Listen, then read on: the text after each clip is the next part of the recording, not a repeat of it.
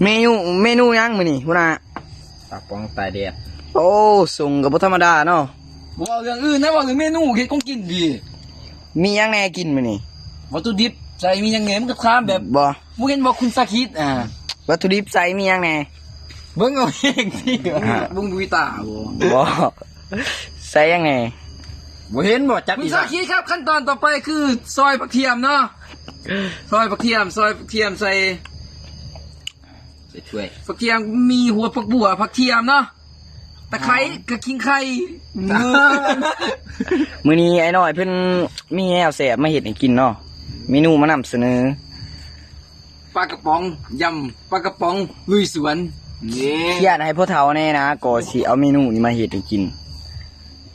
มีเบิดซีอิ๊วดำซีอิ๊วครบเบิดเฮ็ดมื้อนี้ได้บ่เฮ็ดมื้ออื่นกินมื้อนี้ได้บ่กินมื้ออื่นนะจะเย็นๆจะกินของดีเขาโอ้คนที่ค้างไว้หยุด